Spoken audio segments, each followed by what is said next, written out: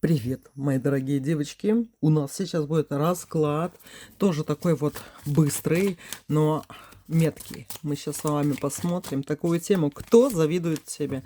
Давайте уберем с нашей жизни завистников, завистниц и, ну вот, а вы думаете, зачем их убирать, девочки? Да дело в том, что не всегда мы можем справиться с этими завидующими людьми. Нет, да нет, они все равно что-нибудь такое, знаете, вот подставят подножку всегда, да, поэтому их держать возле себя не рекомендуется. Ну и давайте посмотрим. У нас 4 варианта. Вы загадываете себя, загадываете свою спинку, и мы посмотрим, кто за этой спинкой стоит, кто тебе завидует. Давайте глянем, котики мои. Вот кто тебе сейчас завидует, да? Кто изнемогает от этого? Первый, второй, третий, четвертый вариант. Ну что, давайте без лишних слов быстро и посмотрим, кто тебе завидует. Первый вариант. Так, да, а тебе, знаешь, тебе очень много кто завидует, очень много людей завидуют тебе, потому что у тебя выпал 11-й старший аркан сила. Ты сама по себе очень крутая. Ты притягиваешь к себе как и хороших людей, так и плохих сейчас, да. И завидуют в основном твоей силе, твоей удаче, твоему успеху, вот, и твоему здоровью, всему. Так, и это, девочки, не из ближнего прям круга идет, а семерка пентаклей. Это идет какая-то темноволосая, с солнцем. Она, девочки, как-то связана с вами по какому-то, скажем так, дому солнца. То есть она где-то вот второй, третий круг. То есть вы иногда видитесь, да, и обычно вы так как бы раньше, может быть, больше общались, сейчас меньше общаетесь. И эта темноволосая девушка, женщина, она как будто бы приветливая, но не совсем приветливая. Она завидует себя со стороны. А почему завидует? Она думает, что у тебя лучшие дороги открыты во все стороны, чем у нее. Раньше ваши дороги пересекались. Ты еще с кем-то была, с мужчиной каким-то, с красивым, статусным мужчиной, или работала у него, либо ты встречалась с ним, и это твой бывший, а она об этом знала, об этом бывшем. То есть это с тех пор через мужчину. Она про тебя еще говорили ей всякие типа сплетни доносилось, но они как будто, знаешь, не то что сплетни, восьмерка и восьмерка хвастали про тебя. О, ты посмотри, у нее то-то и то-то, у нее это, пятое, десятое. Короче, где-то тебя нахваливали, и она вот, знаешь, слышала, то есть не напрямую от тебя, а через кого-то, что у тебя хороши дела. И что к чему ее зависть? Паж мечей. Дело в том, что тебе как будто придется к ней обратиться, или она выжидает этого, либо предложит свою какую-то помощь и подведет тебя в этом. Это будет с деньгами как-то связано. Она будет хотеть урвать, девятка пентаклей, от себя вот эту какую-то твою удачу, связанную с деньгами. То есть, смотри, она в твоей жизни еще появится, да, и ты будешь думать, что это такая вот хорошая приятельница твоя, но на самом деле не доверяй этому ничему, потому что она как ждет вот такого момента, благоприятного какого-то случая, чтобы опередить тебя, по твоей спинке вверх подняться. Знаешь, она сама по себе слабая, это такая ни о чем завистница, у меня такая была. Кстати, такая вот завистница, которая, знаешь, у меня две таких было, и мне даже когда я не хотела особо даже верить, мне даже сны снились, как будто она у меня на спине сидит, и я летаю ниже, чем я бы могла, да, и вот так вот на мне аж сидела, и после этого сна, короче, все, нету их. Так что будь осторожна, тебе завидует вот такая вот. И главное, с ней особо не пересекаться по делам, чтобы она тебе там, знаешь, дорожку-то твою не перешла. Второй вариант. Давайте смотреть, кто завидует тебе. Паш Пентаклей завидует. Это мужчина завидует. Мужчина младше тебя возрастом. Либо это какой-то алкаш, наркоты, ну, лудоман и все такое. То есть это человек под лярвой. Мужик под лярвой, он так потеет еще, да. У него холодный пот. На шизофреника даже какой-то похож. Да, вот еще и повешенный идет. Это полные губы такие. У него очень плохие мысли в голове. То есть он представляет людей, не только тебя, да, а других людей, представляет, что у них там все плохо, представляет их уже в неживом виде как-то. Ну, короче, у него кукуха поехавшая у этого. И он как-то видоизменяет свою внешность, да, может, волосы красит, может, в больнице, в психдиспансере, где лежал, да, в армию, там, как говорится, не брали в свое время из-за вот этих вот, ну, у него и с зубами еще какие-то проблемы идут. Влюбленные, подкатывал к тебе этот человек, да, думал с тобой там какие-то замутить замутить хотел с тобой рыцарь жезлов, потому что видел в тебе, что у тебя можно либо пожить, поселиться у тебя, думал об этом, да, но дорога у него не случилась к тебе, не сложилось у вас ничего. Колесо фортуны у тебя осталось. Оно, знаешь, еще, оно у тебя прибавилось после чьей-то смерти какой-то. Ты при своих делах осталась, звезда еще выпала, при своем желании, при своей удаче ты осталась, он тебя ничего не отнял. А почему он тебе сейчас завидует? Король мечей. Он еще думает, представляет, как ты знаешь, есть такие люди, которые думают, ну что, еще не сдохла. Не сдохла еще, да? Вот такие вот противные, да? И вот такой вот противный мужичишка. Он завидует и такие, знаешь, проклинания шлет. Но это такие вот, они не особо действуют, скажем так, я бы сказала, вообще не действуют, да. Он, наоборот, на себя беду кликает. Я так не думаю, что ему даже много осталось жить на этом свете, да. Или даже он уже сгинул где-то. Или, ну, все равно, нет, я имею в виду сгинул, потому что это очень рядом, это у него пот холодный такой, он уже не соображает ни хрена. И вот это вот, знаешь, злоба такая, агрессия вообще ко всему окружающему, не только к тебе, но и к другим людям. Я так думаю, ему начистят хвост только в путь кто-то другой, кто встретится ему. Да, ему встретится рыцарь Пентаклей, но это тоже не очень, скажем так, хороший, благородный человек повстречается на его пути, да, и он его как-то там... Короче, грязная, плохая, нехорошая история случится с ним. Даже и разговора тут не хочется вести про эту тварь, да. Какой-то мужик. Но он такой, знаешь, еще, во-первых, по плохой дорожке пошел, да, либо в местах не столь отдаленных еще, да, потом замашки еще какие-то такие идут, как тебе сказать, да, даже какое-то мужеложество. Короче, вот, но есть разное, понимаешь, но, а тут у него вот прям такое вот плохое все, такое мужичонное. Даже вот мужичонка его не назовешь, вот какой-то это лярва и все, правосудие, проблемы на него вызывали, на него жаловались, в милицию, в полицию жаловались, королева мечей жаловалась на него, на этого повешенного, крутили его, вязали. Все к бабам пытается к разным под видом любви залезть, да.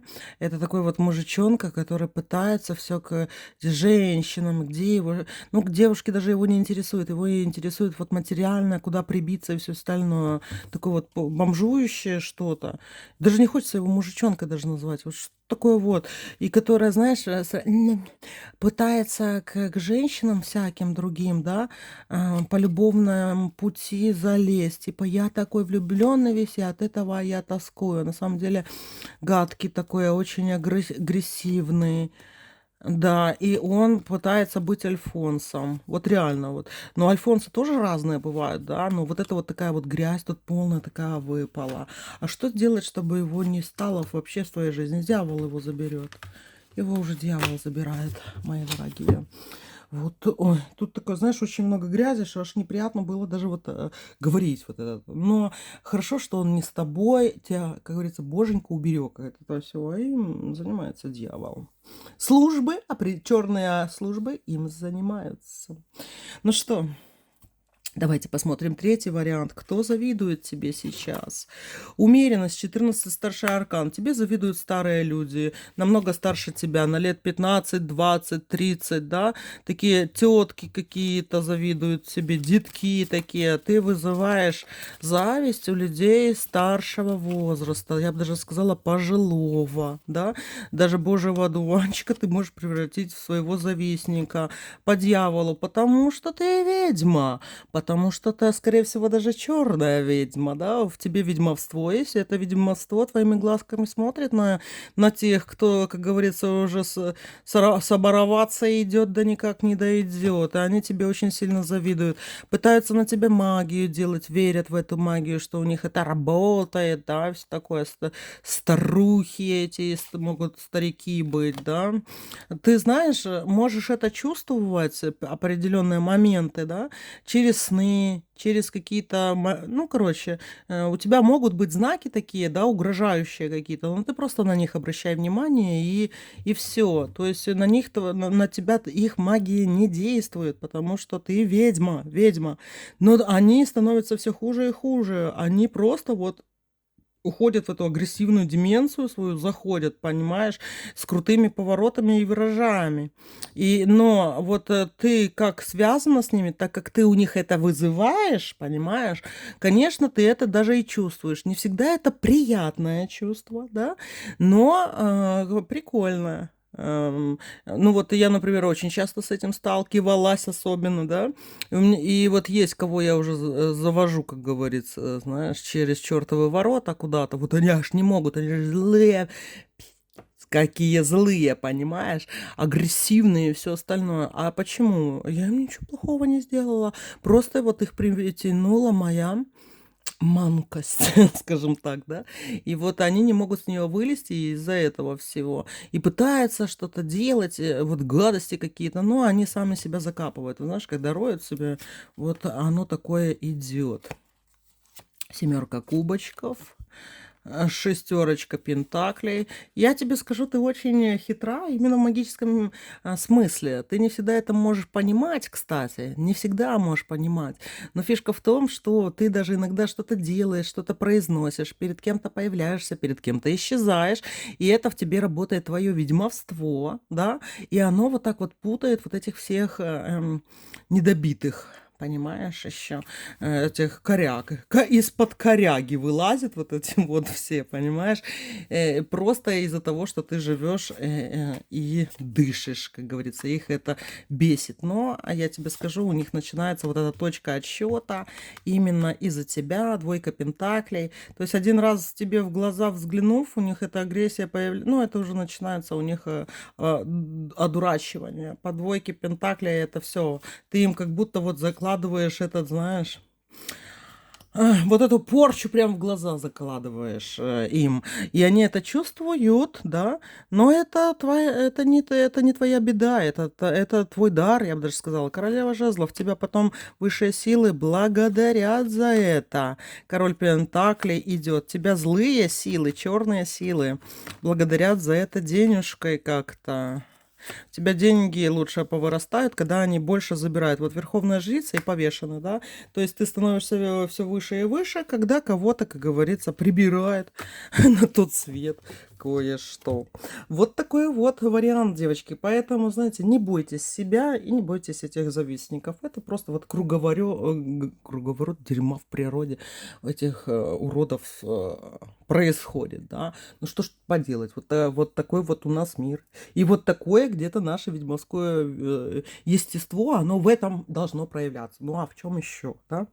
Вот такой вот третий вариант. Ну что, и давайте посмотрим четвертый вариант, кто тебе сейчас завидует. Императрица. Сейчас мы посмотрим, кто тебе завидует. И это какое-то соперничество у тебя по-любому есть уже, да? А давай посмотрим, за что это бьется. Паш мечей и дьявол. Завистница есть у тебя. Колесница. Это, скорее всего, с работой связано. Это с работой. Но фишка в том, что ее не берут туда, куда тебя берут. У нее нету той знаменитости, которая у тебя есть. Нету того, что у тебя есть. И вот к тебе лучше относятся, чем к ней относятся. Ее это очень сильно бесит. Она просто бесится очень сильно от того, что к тебе и мужики лучше относятся, чем к ней, да. И это просто соперничество идет у вас такое вот. Давай еще посмотрим, кто тебе завидует сейчас. Зависть ее скоро закончится одиночеством, пойдет она по плохой дорожке, плохо ей будет, потому что она будет пытаться, знаешь, вот как-то кого-то спасти, то ли детей своих, то ли отношения свои, да, она будет пытаться спасти. Вот королева жезлов, звезда. А у тебя все дальше хорошо пойдет. Тройка кубков, знаешь, туз пентаклей. Колесо фортуны. Все тебе принадлежит. Ей ничего не принадлежит. Это просто соперница. Вот знаешь, как зеркальное отображение твое. Она хочет тебя вот не то, что прям копировать. Ну, может, это и в копировании проявляется, да. Но вот она как-то хочет вот быть тобой, понимаешь? Может, по имени, имена у вас одинаковые, да. Но она либо возраст твоего, как-то вот, как будто бы вы как-то вот похожи, да. Но все соперничество, оно происходит именно по линии, как говорится, работы. Там она и завидует. Хочет она больше к себе этого всего внимания, которое ей не дано. Ну вот просто не дано. Кому-то дано. Тебе дано, ей не дано. Вот и все. Колесница, фортуна у тебя, все на твоей стороне выпало, да? А это у нее такая борьба за императрицу идет. Она, кстати, меньше тебя ростом. Она меньше тебя ростом. И знаешь, и она вот так вот что-то мне, как будто она, знаешь, как обруч одевает, или как, ну, голову все время так поглаживает, волосы свои трогает. Вот она какая. Ну, короче, там не на что смотреть, скажем так, да. Хотя, вот, вроде бы и ничего, и можно подумать, знаешь, как про обычного человека, по-нормальному, да. Но вот то, что у него подключилось, это соперничество, ну, хочется чужой жизни, понимаешь. Не ты, так другой бы завидовала, да. До этого она другой завидовала. Ну, короче, у нее вот вся жизнь, она заточена на то, чтобы кому-то где-то завидовать. Ну, вот такой вот, девочки, небольшой у нас был расклад, чтобы побольше раскладов сейчас разобрать, поэтому я и делаю их поменьше, но все же разбираем с вами важные и нужные темы. Все, любимки, вот такой вот был у нас небольшой расклад. Люблю вас, целую, обнимаю. Пока-пока.